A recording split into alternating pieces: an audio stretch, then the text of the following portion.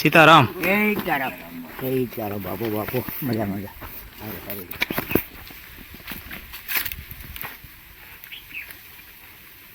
ભગત ને ફોન નથી કરવાનો, સીધું જ આવું. ભાઈ ભાઈ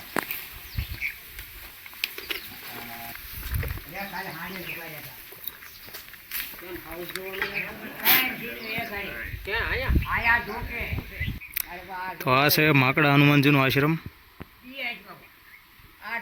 એકદમ જંગલ વચ્ચે.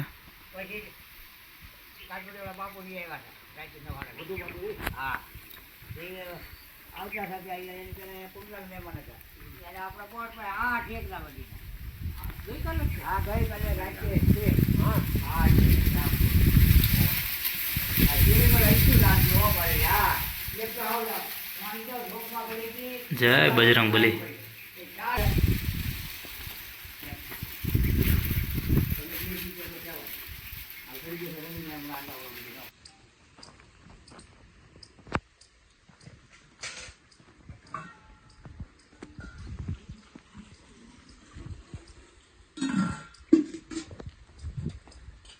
ગમે ઝપટે થડી ઉપાડી લઈ હાથ આઠ બધા લે. અહીંયા બેડામાં તો નહીં આવે કઈ નહીં, હાથ આઠ દસ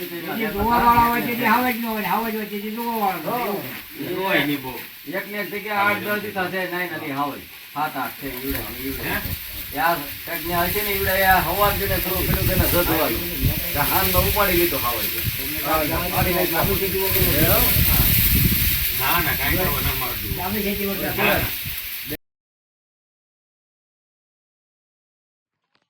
તો અત્યારે છીએ આપણે માકડા હનુમાનજી આશ્રમે, અને એકદમ જંગલની વચ્ચે આવેલું છે, તમે જોઈ લો. અને તમે જો નેચર પ્રેમી હો અને આવી બધી જગ્યા એક્સપ્લોર કરવાનું તમને શોખ હોય તો આ જગ્યા પણ તમારા માટે એક બેસ્ટ ચોઈસ છે. એકદમ વન્ય જીવનને લગતું પ્લેસ મારી પાછળ તમે જોઈ શકો છો.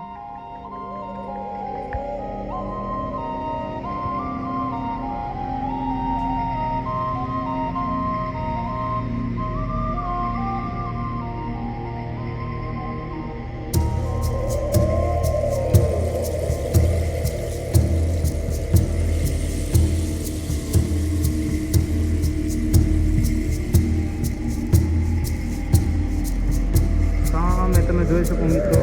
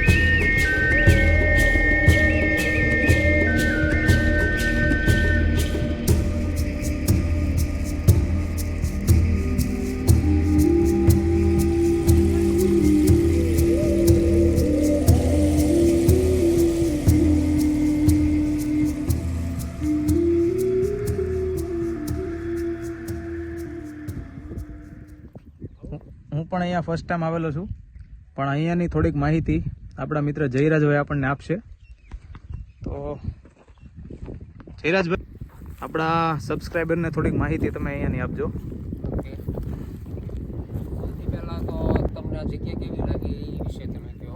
ના ના, બહુ સરસ જગ્યા છે અહીંયાની, અને એકદમ નેચર પ્રેમી જે લોકો હોય એના માટે આ બેસ્ટ જગ્યા છે.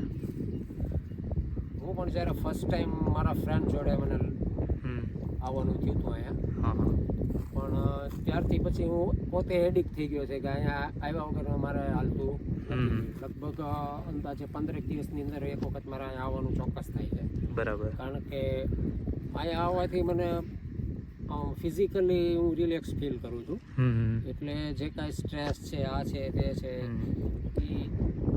ટૂંકમાં તમારું કહેવાનું કે હરેક માણસને પોતાની જે બેઝિક લાઈફ છે ડેઈલીની એ મૂકીને વીકમાં કે મંથલી એકવાર આવી જગ્યા ઉપર આવવું જોવે, જેનાથી શું એને કે થોડુંક માઇન્ડ ફ્રેશ રહે અને રિલેક્સ ફીલ કરે.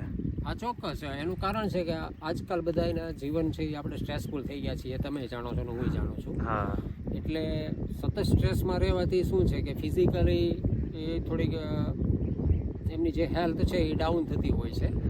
તો પોતાની જાતને રિચાર્જ કરવા માટે આવી બધી નેચરલ પ્લેસીસ ઉપર સમયાંતરે અથવા તો વીકેન્ડની અંદર જો આવી નેચરલ પ્લેસની અંદર તમે મુલાકાત લો તો હું માનું ત્યાં સુધી અઠવાડિયું 10 દી પૂરતા તમે પોતે પણ પોતાની જાતને આમ ચાર્જ થઈને ફીલ કરી શકો છો.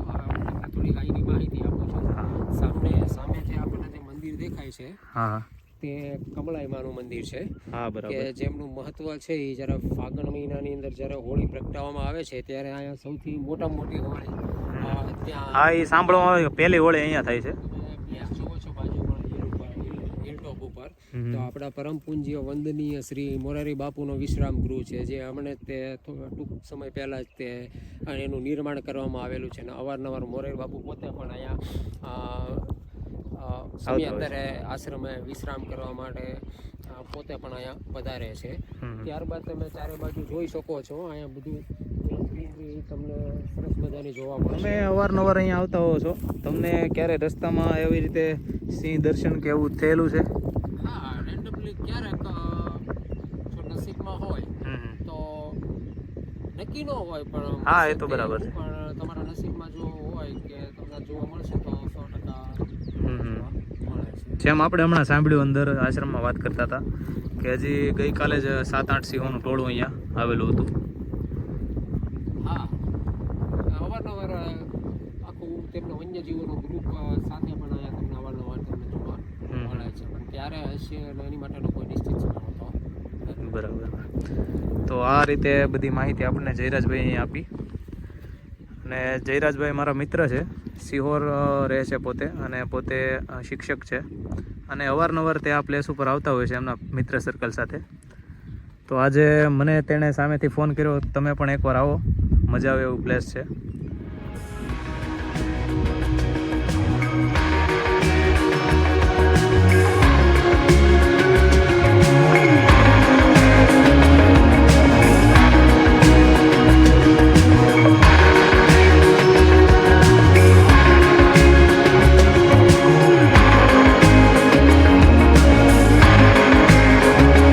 સાડા 6 થી 7, 7:30 સુધીમાં ઘણીવાર સિંહ અહીંયા આવી શકે પાણી પીવા માટે.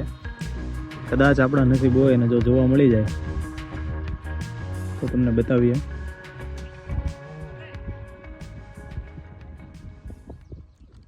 તો આજના વ્લોગમાં બસ આટલું જ મિત્રો, કારણ કે સૂર્યાસ્ત થતાં હવે રિટર્નમાં હું તમને રસ્તો બતાવી નહીં શકું, કારણ કે જતાં જતાં આપણે પણ અંધારું થઈ જશે.